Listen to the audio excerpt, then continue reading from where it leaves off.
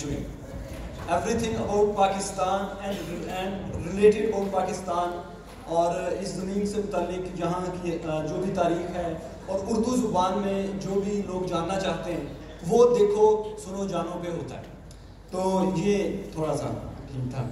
دوسری بات یہ کہ بہت سے یوٹیوبرز جو سب سے زیادہ سوال کرتے ہیں کہ ہم کون سا کیا چینل بنائیں. تو میں آپ کو اپنی ایک چھوٹی سی اسٹوری سنانا چاہتا ہوں کہ میرے جو سائن ہیں سگنیچر اس کے نیچے فیصل کے نیچے ایک لائن ہوتی ہے, اس کے نیچے لکھا ہوتا ہے اے اسٹوری ٹیلر. تو میں بچپن سے ایک کہانی سنانا چاہتا تھا, لیکن کہانی بھی ہسٹری سے, ایک ایسی کہانی جو سچی بھی ہو اور اتنی انکریجنگ ہو اور اتنی فیسینیٹنگ ہو کہ لوگ اس کو سنیں اور اس میں جھوٹ نہ ہو, جھوٹ کی ملاوٹ کے بغیر ایسی سچی کہانی جو لوگوں سے ریلیٹ کرے اور لوگ اس سے کچھ سیکھیں اور اس سے انسپائریشن لیں. اور سمپل آئیڈیا یہ کہ آنے والی نسل جو ہے میرے بعد اس کے لیے کچھ بہتر کنٹریبیوٹ کر کے جائیں. تو اس آئیڈیا کے تحت میں کہانی سنانا چاہتا تھا. اور 2005 میں جب میس کمیونیکیشنز کا میں نے ایم اے کیا تو میں جاب نہیں کرنا چاہتا تھا. تو میں پھر کیا کرتا, میں باری اسٹوڈیو چلا گیا, لاہور کا باری اسٹوڈیو. تو وہاں ایک ہمارے دوست تھے جن سے اکثر ہم اکوپمنٹ رینٹ پہ لیا کرتے تھے, لائٹس کیمرہ وغیرہ, راشد فاروقی صاحب. وہ پشتو فلمیں بناتے تھے. پشتو فلم ان دنوں وہ ایک پروڈیوس کر رہے تھے, مینا مکوا پاگلا. اب ہمیں پشتو بھی نہیں آتی تھی, مینا مکوا پاگلا اس کا نام تھا. اور پشتو مجھے نہیں آتی تھی, لیکن میں نے ان کو کہا سر مجھے کچھ کام دے رہے ہیں اس میں. انہوں نے کہا یار آپ سمیت یہاں کسی کو بھی پشتو نہیں آتا. جو اس کی ہیروئن تھی سوائے اس کے ایک جو اس کے ڈائریکٹر تھے ارشد خان, ان کے علاوہ کسی کو پشتو نہیں آتی تھی. تو ساری فلم ڈب ہوتی تھی. انہوں نے کہا آپ ایک فلم دیکھیں, اگلی فلم میں آپ کو اسسٹنٹ ڈائریکٹر کے طور پہ ملے گا.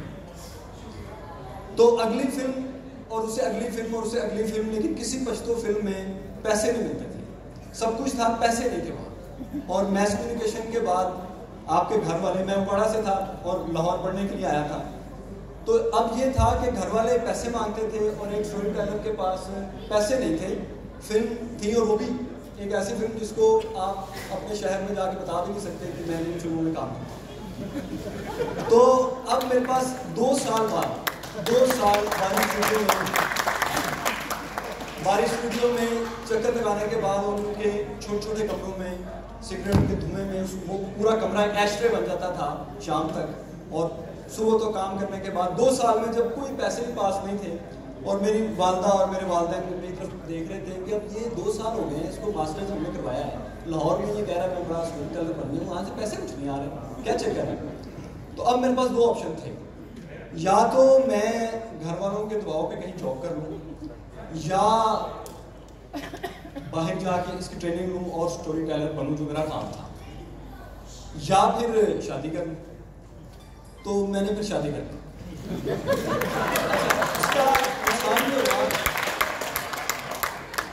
اس کا نقصان یہ ہوا, اور فائدہ اور نقصان یہ بڑی کمپلیکیٹڈ سی چیز ہے. میرا بیٹا بھی بیٹھا ہوا ہے تو ریکارڈ نہیں کر رہا ہے. تو یہ ہوا کہ اگلے 10 سال میں پیمپرز اور جابز اور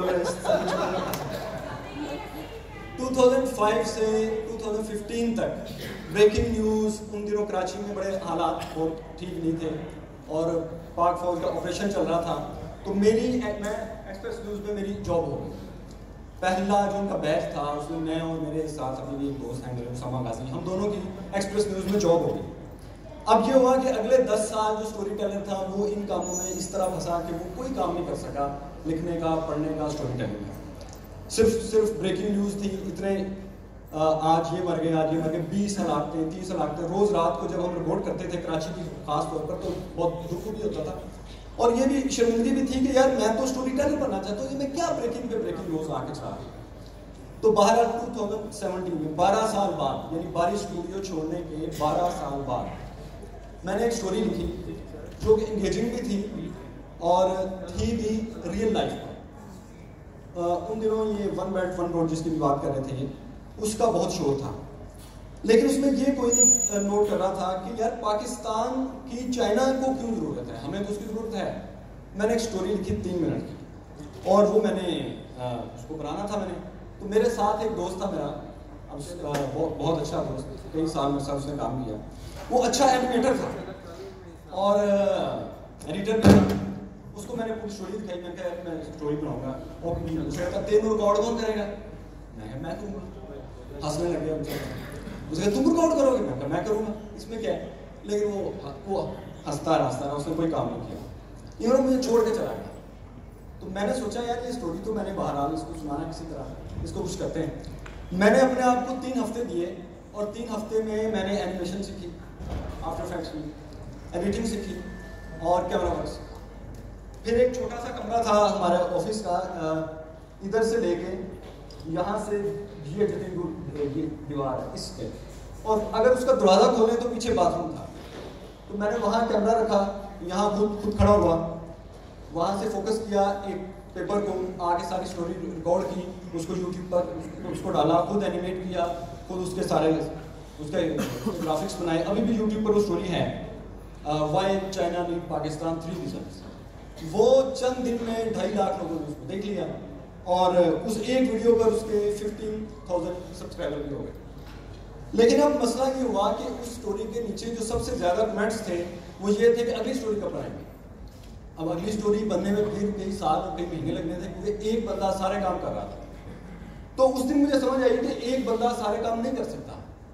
اگر میں نے اس سلسلے کو اسٹوری ٹیلنگ کے اپنے ٹیم کو پورا کرنا ہے تو مجھے ساتھ لوگ ملانے پڑیں گے, ایک بندہ یہ کام نہیں کر سکے.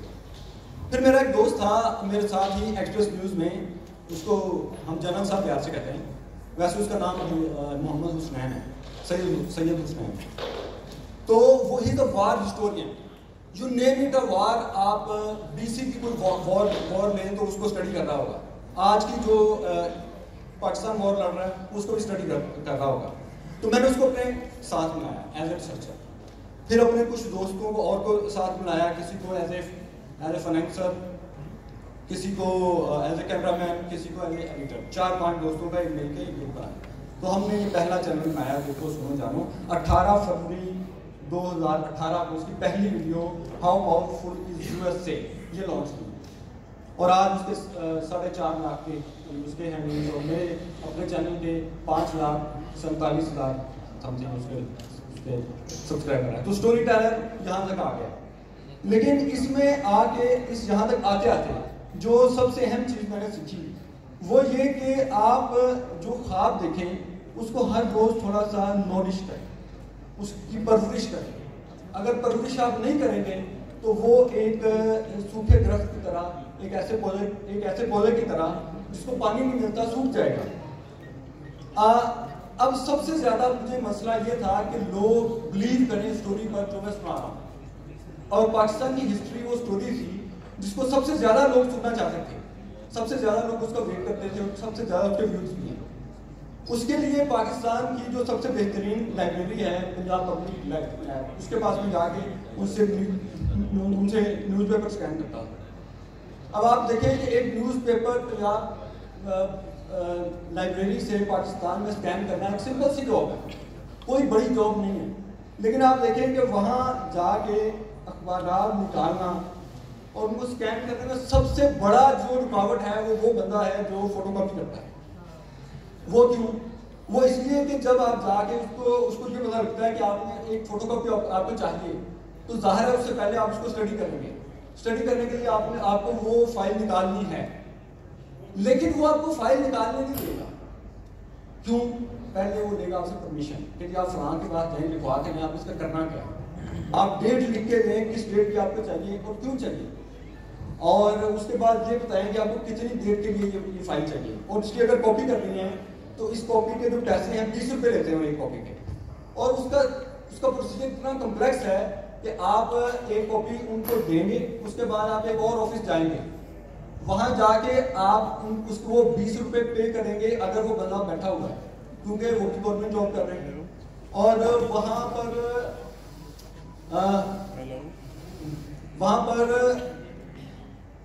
جو 1 بجے کے قریب لوگ چلے جاتے ہیں, تو وہاں پہ کر کے پھر آپ اسے فوٹو کاپی لے کے آئیں گے, پھر آپ اس کو آپ استعمال کریں گے. That's a long story. But thank you very much sir, آپ لوگوں نے سنا, شکریہ.